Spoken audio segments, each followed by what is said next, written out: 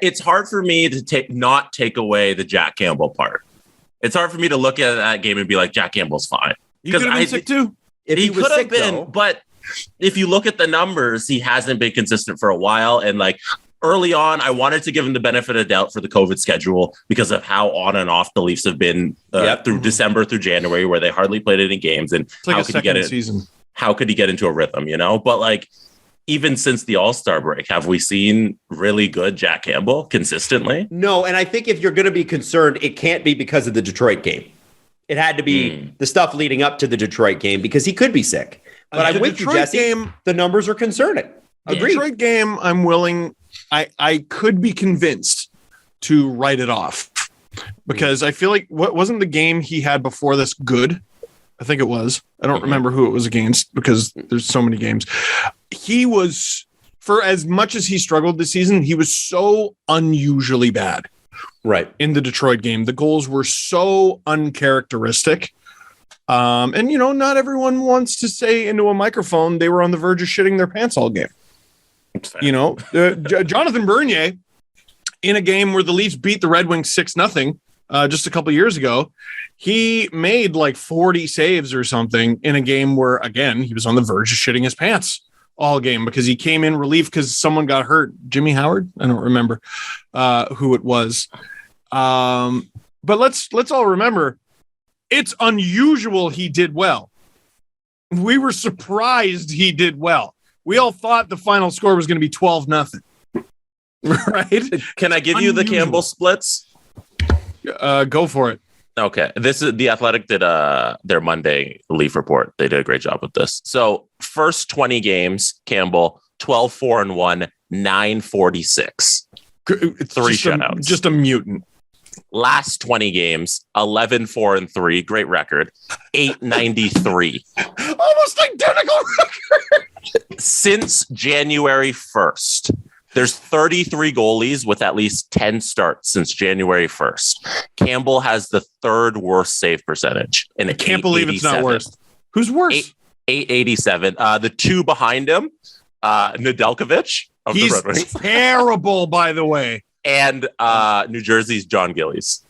Oh, that's not even fair. John Gillies, poor John Gillies. Those are the only two goalies with a worse save percentage since Jan 1 than Jack Campbell. Let me say this. Those are real numbers. As an aside, I think we all owe Don Waddell an apology about Nedeljkovic, at least right now.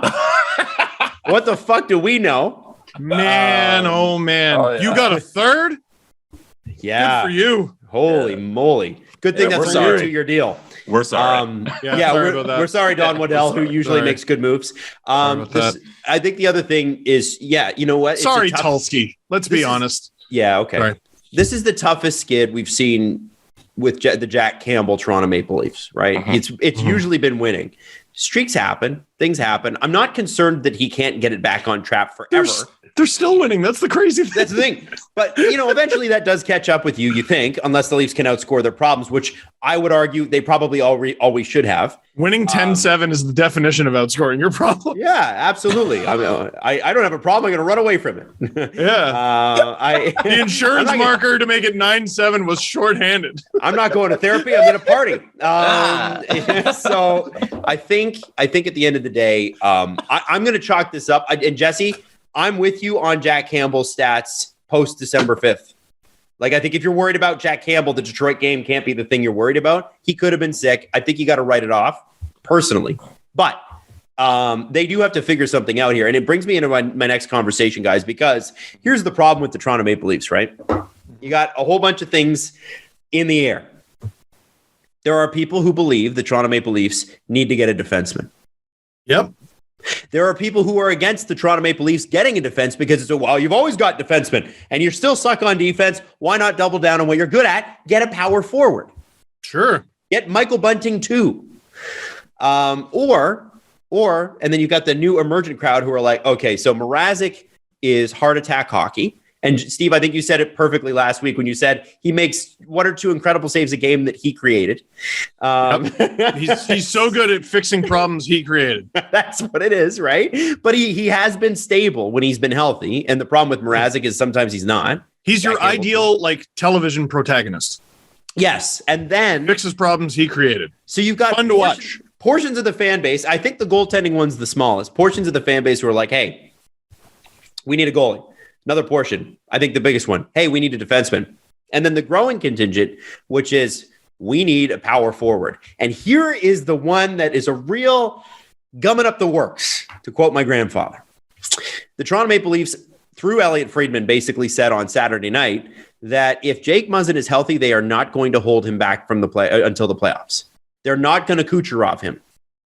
And to be honest with you, I looked at that and said, and maybe I'm wrong here, but I feel like sometimes you got to work smart, not hard. Hold him out, get the LTIR space, because if he is healthy, you can't bring in a big contract.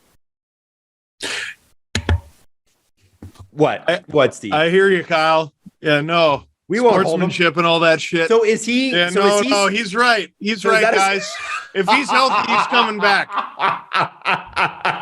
That's a really good point. If you can't see Steve right now, he's giving the WandaVision wink right now. He's got to respect the integrity of the game. Yeah. Like Kyle saying, because Kyle Vegas and all that shit. He couldn't say the other thing. Like he's not allowed to say the other side of it where, oh no, if he's healthy, we'll leave him out. He can't say that. Vlad Guerrero did not earn a spot on this team. He's abiding by the oldest saying in sports. If you're not playing fairly, you're not trying. Right. You know? Adam, also, let's appreciate great reference, Adam.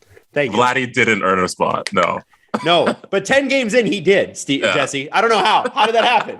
How'd that happen? So weird that his contract slides another year at that point. No, it's stupid. Super weird. Service you know that time. Story, I've never heard of service time at all. You know that story, Steve? Vladimir Guerrero Jr.? Yeah. So in the way Major League Baseball is set up, if you're a young superstar player like Vlad Guerrero was going to be, even though he sort of struggled a little bit in his first season, if you play X amount of days at the MLB level, and I forget what the days amount is, you qualify for your contract to be a UFA earlier. Year earlier. 1 year earlier. But if the team holds you in the minors for 10 days, another year is added to the years of control. So Vlad didn't make the team. And then 10 days later, they were like, shit, we need him. We need him. And they brought him up. And so they have another full year of control. Yeah, but Adam, these executives, they don't have a crystal ball. You know, like they gotta do what's best for the player. So, you know? So I think that's what's happening with Muzzin, Adam. Like, as much faith as you have in Dubas's words, like, don't take them at face value. Oh, I hope he's lying. I want him to lie. Dubas, please lie. Please lie. Do not do this. Don't let him play. Let him heal. And it's better for the team. Go spend the money at trade deadline. Go blow another first round pick. Who cares anyway? You're a great drafter. Yeah. How okay, here's a narrative that I hate more and more every day. That this is I disagree with me from May, because this is me in February and I know more than me from May. It's just true. I got to live from May to now.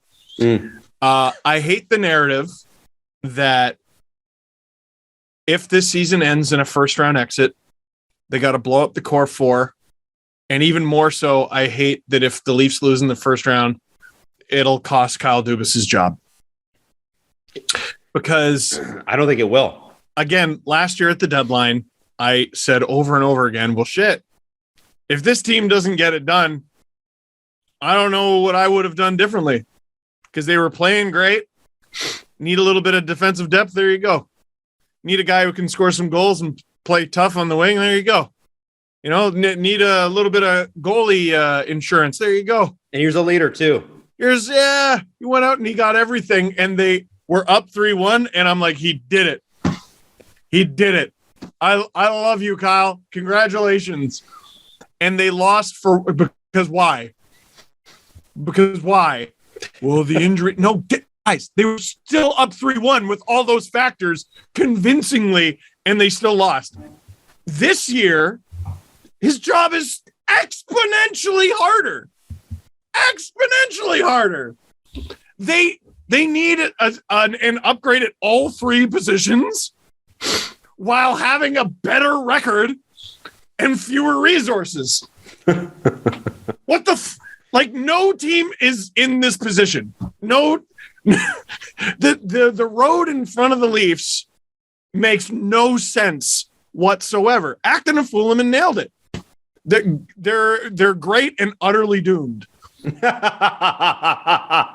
how Fullerman's, by the way, been on a tear. And he's not a hot take guy. It's just, he says it like it is, and you're like, holy smokes, he nailed it. That's exactly how I feel. Yeah, their offense is lethal and the best in the league, and also unpredictable from the top line down.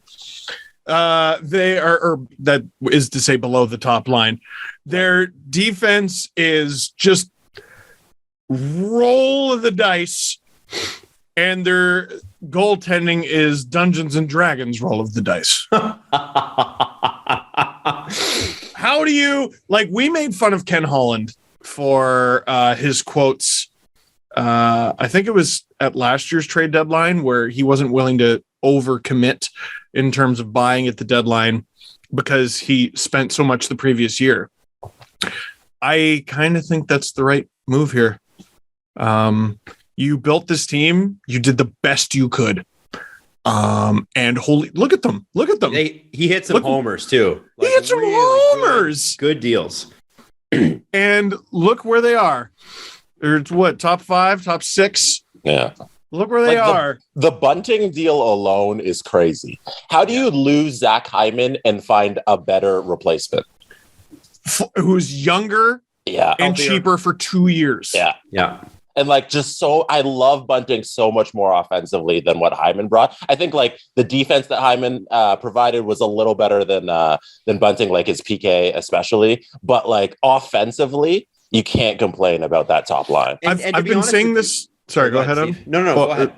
I've been saying this for months, and it's been true the entire time. And it's wild that it's true the entire time. The Leafs are 5th in the NHL in points percentage, 5th out of 32. In their division, they are 3rd of 8.